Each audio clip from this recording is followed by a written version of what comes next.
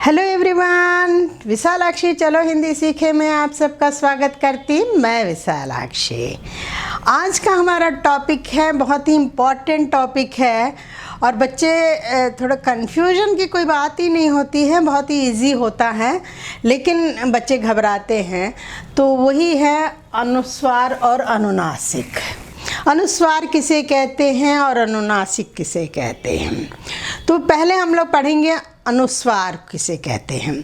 तो अनुस्वार जो है एक स्वर होता है जो कि पंचम वर्ण, मैं आपको बताती हूँ, ये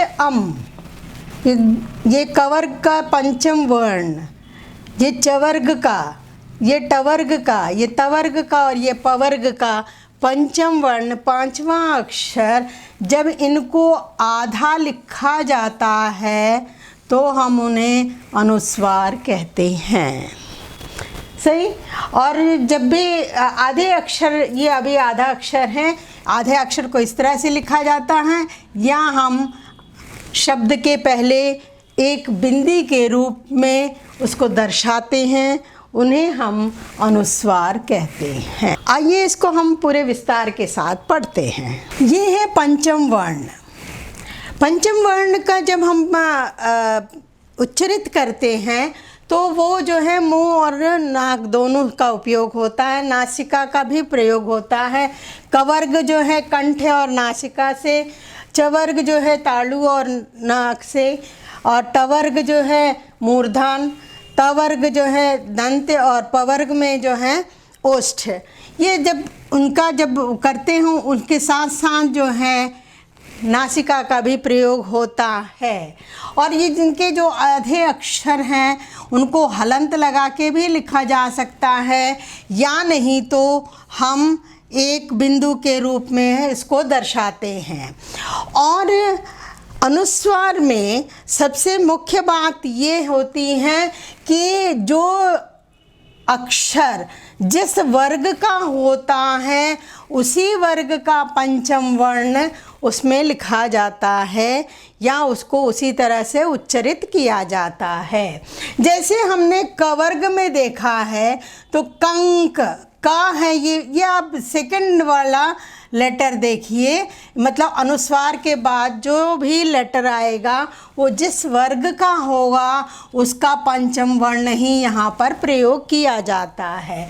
जैसे कंक, पंखा, खा है पंखा, मंगल, कंघा। तो हम इसको जैसे हम यहाँ पे ऐसे भी लिख सकते हैं, ऐसे भी लिख सकते हैं। संस्कृत में साधारणतः ऐसे लिखा जाता है, लेकिन हिंदी में हम उसका अनुस्वार वो प्रयोग कर लेते हैं। ये जो है वर्ण विच्छेद के लिए बहुत उपयोगी है।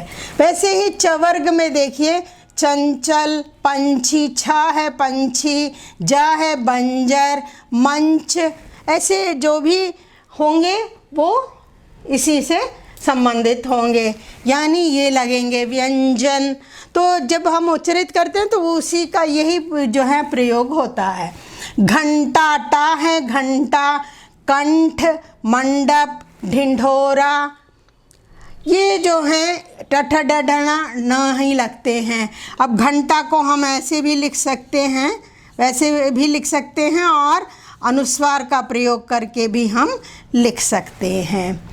अब तवर्ग में जो है ना लगता है, संत, पंथ, मंदिर, चंदा। देखिए चंदा ऐसे भी लिख सकते हैं और ऐसे भी लिख सकते हैं, ठीक।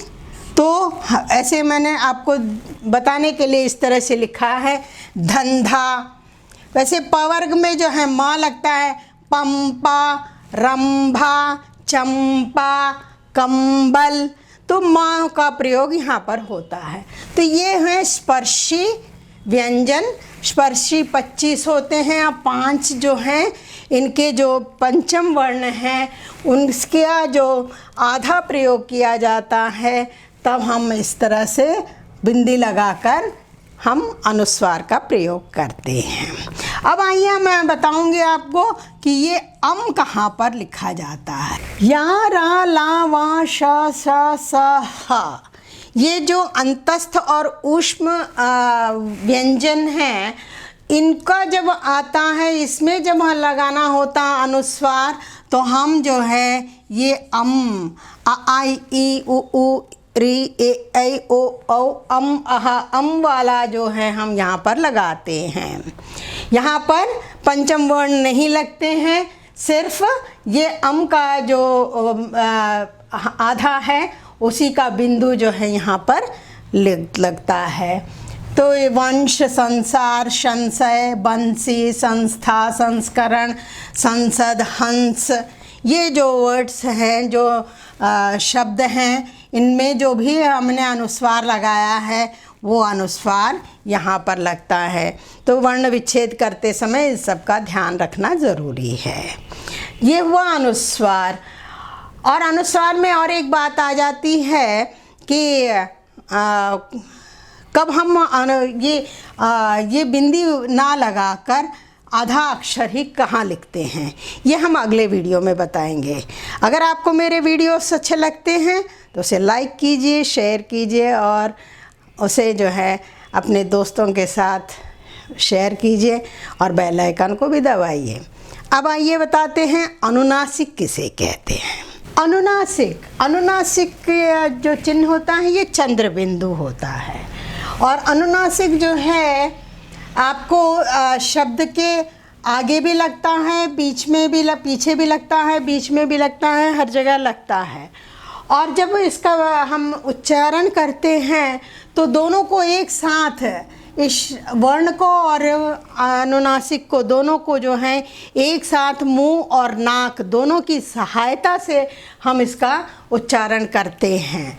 जैसे चांद, मांगना, हंसना, गांव, सांप, माँ, आंसू, जहाँ, कहाँ, दया, पहुँचा, पढ़ूँगा। तो इस तरह से जो है अनुनासिक का प्रयोग होता है।